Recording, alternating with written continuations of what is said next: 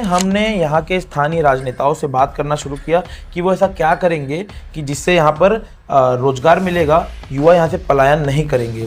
तो आज हमारे साथ हैं कृपा शंकर सिंह। जब उद्योग होगा, लोगों को रोजी रोटी मिलेगी तो कोई शौक से नहीं जाता। हम भी 3 दिसंबर 1971 को यही जगह से ट्रेन पकड़ के मुंबई गए थे जी। तो ऐसे लोगों को बड़ी समस्या है। हम परिश्रमी लोग हैं कि हिंदी माझी आई, मराठी माझी मौसी, कि अगली 1 मई को एक रिक्शा ड्राइवर जो है वो मराठी गीत गाएगा, जय जय महाराष्ट्र माझा, गर्जा महाराष्ट्र माझा। एक बार वो कोई कहानी बता रहा था, बोले कि एक रिश्तेदार के यहाँ खाना खाने गया, इसके बाद बिजली चली गई। तो कहीं भाई खाने में काहे देर कर रहे हो, कहीं बिजलियाँ फेल हुई है, कहीं जब पढ़वेन के पास कहाँ से, चलो दिया जलाओ, लालटेन जलाओ, खाना खिलाओ, बिजुलिया आए तो देखा जाए। मैं महाराष्ट्र में गृह राज्यमंत्री था, लोग हमको ताना मारते थे, अरे जाओ उत्तर प्रदेश सुधार लो ना। लेकिन आज दावे के साथ कह सकता हूँ जो कानून व्यवस्था पूरे देश में है उसमें सबसे बढ़िया अगर कानून व्यवस्था कहीं गए तो हमारे उत्तर प्रदेश में है।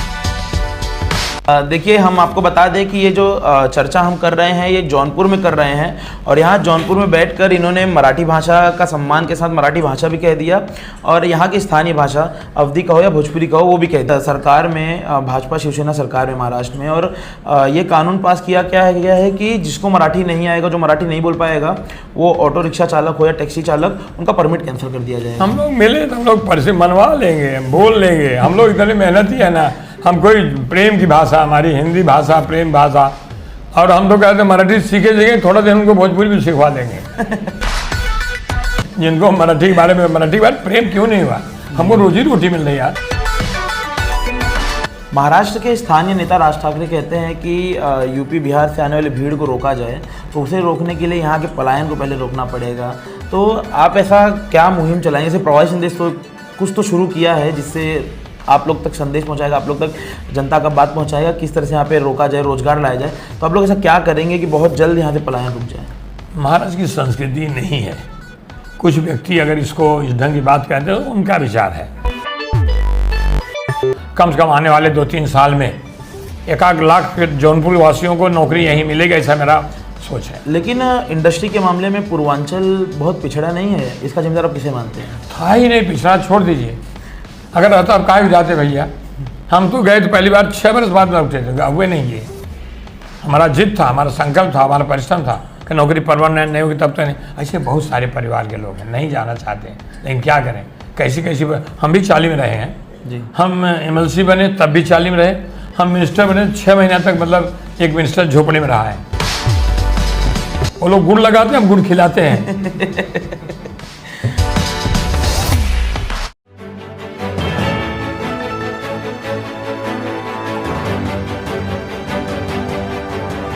आप देख रहे हैं प्रवासी संदेश। नमस्कार, प्रवासी संदेश के लिए मैं विज्ञान उपाध्याय।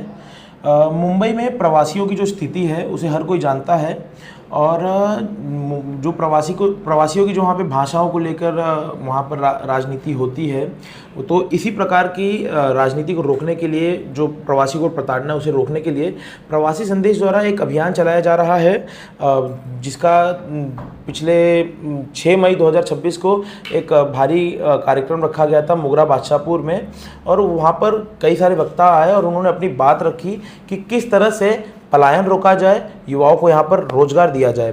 इसी क्रम में हमने यहाँ के स्थानीय राजनेताओं से बात करना शुरू किया कि वो ऐसा क्या करेंगे कि जिससे यहाँ पर रोजगार मिलेगा, युवा यहाँ से पलायन नहीं करेंगे। तो आज हमारे साथ हैं कृपा शंकर सिंह जी, जो जौनपुर के लोकसभा प्रत्याशी भी रह चुके हैं और महाराष्ट्र के गृह राज्य मंत्री भी रह चुके हैं। इन्हें प्रवासियों का नेता कहा जाता है। तो सबसे पहले तो आपका बहुत बहुत शुभकामनाएं प्रवासी संदेश में। नमस्कार, मैं साधुवाद देना चाहूँगा प्रवासी संदेश के उस प्रयास को जी, जिस प्रयास की ज़रूरत थी, है और रहेगी जी।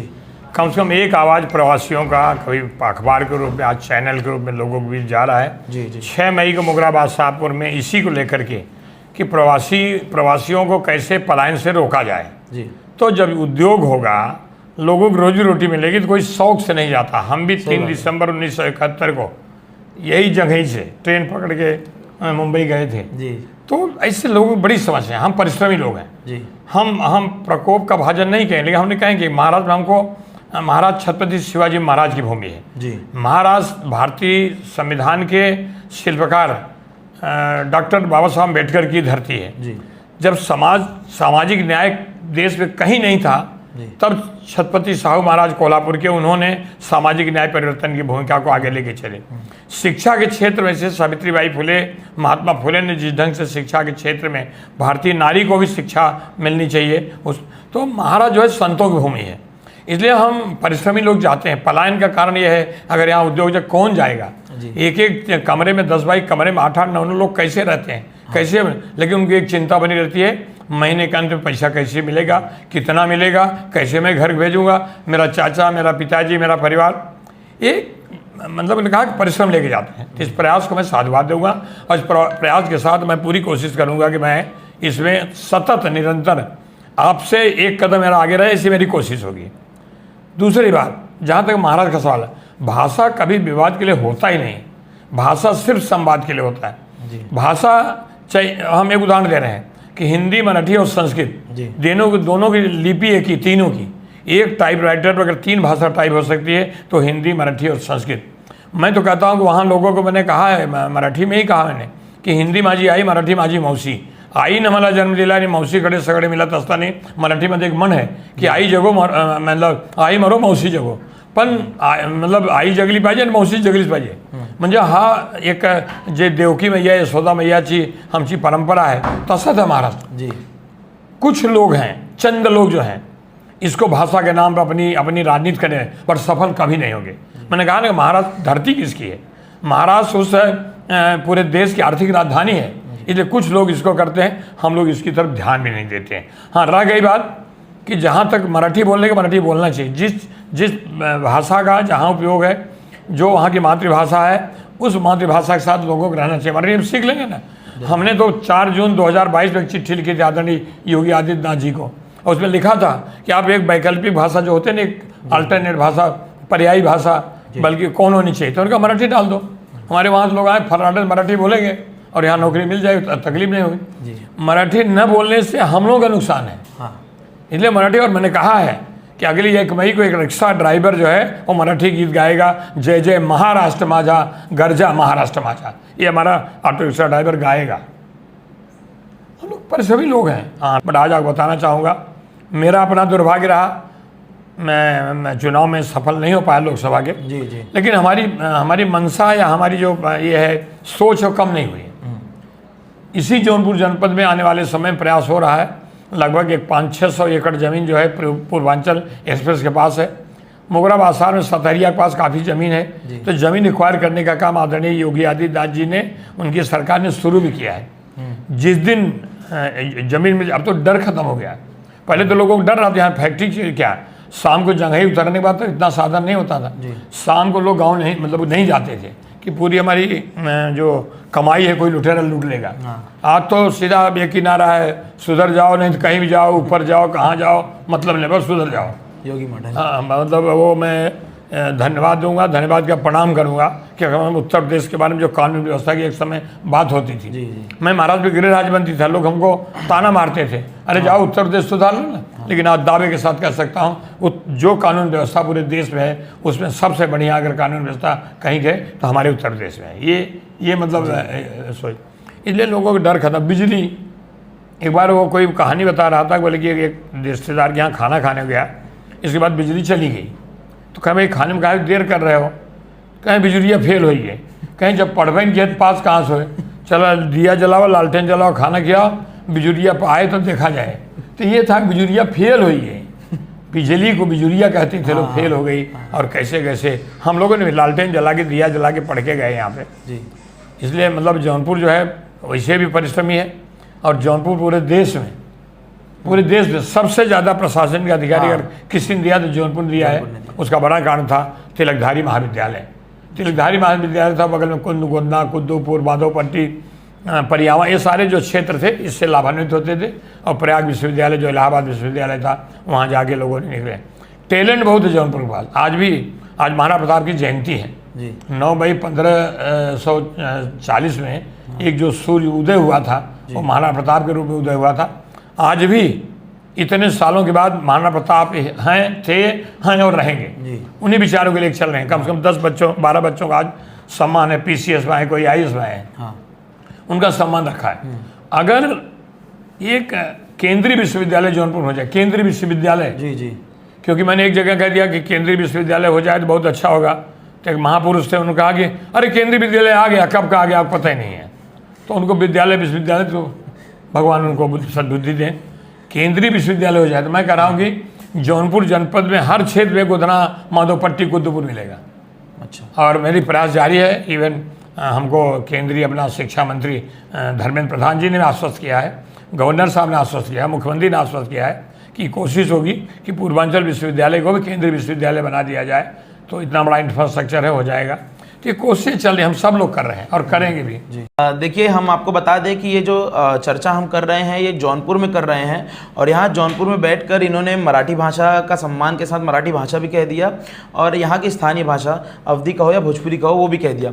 अब हम एक सवाल आपसे ये करते हैं कि आपने मराठी भाषा का सम्मान किया, विवाद जो राजनीति कर रहे हैं इसमें वो ठीक है, अभी सरकार में भाजपा शिवसेना सरकार में महाराष्ट्र में, और ये कानून पास किया क्या है कि जिसको मराठी नहीं आएगा, जो मराठी नहीं बोल पाएगा, वो ऑटो रिक्शा चालक हो या टैक्सी चालक, उनका परमिट कैंसिल कर दिया जाएगा। हम लोग मिले तो हम लोग परसे मनवा लेंगे, बोल लेंगे। हम लोग इतने मेहनती है ना, हम कोई प्रेम की भाषा, हमारी हिंदी भाषा प्रेम भाषा, और हम तो कहते हैं मराठी सीखे जाएंगे, थोड़ा दिन उनको भोजपुरी भी सिखवा देंगे। जिनको मराठी के बारे में, मराठी के बारे में प्रेम क्यों नहीं हुआ, हमको रोजी रोटी मिल रही है यार, नमक हम खा रहे हैं वहाँ से हमारा घर परिवार चल रहा है। सही बात है। तो हमारा महाराष्ट्र मराठी, तो मैंने कहा कि मराठी का जितना समय, हाँ जिस प्रांत पे जाइए वहाँ की भाषा जरूर बोलेंगे, सीखना है ना। अच्छा, ऑटो ड्राइवर मतलब बेचारे कभी कभी अनपढ़ होते हैं, कोई पढ़े नहीं, फिर भी सीख।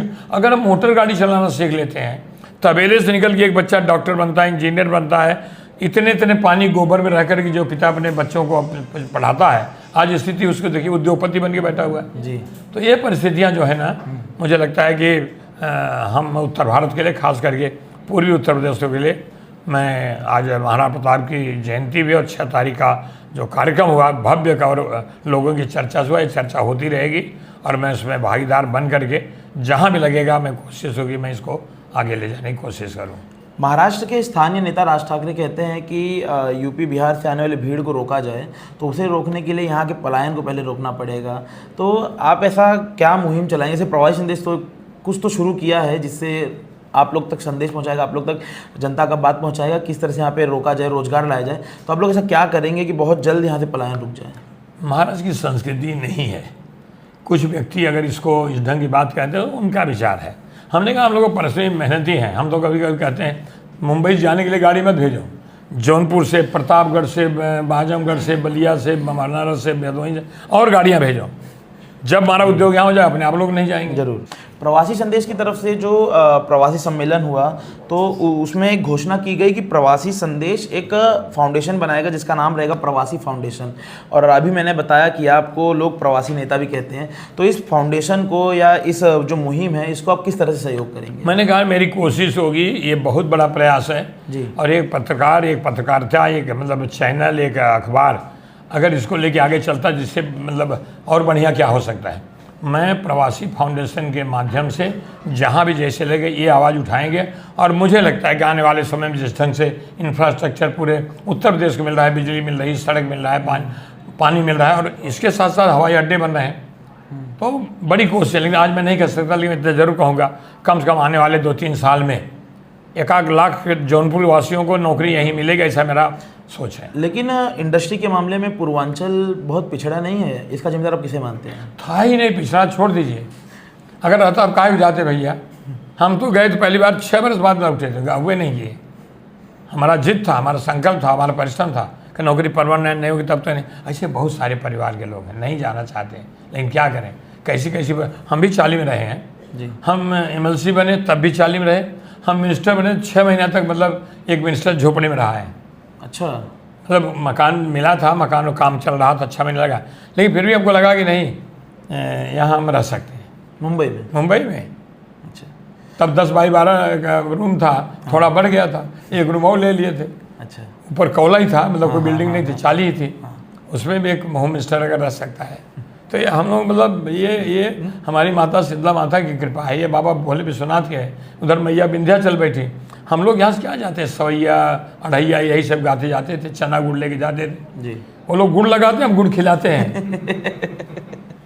जी ज़रूर, बहुत बहुत धन्यवाद हमें समय देने के लिए। आप प्रवासी संदेश के माध्यम से जो भी प्रवासी हैं, जो भी हमारे दर्शक हैं, उन्हें क्या संदेश देना चाहेंगे?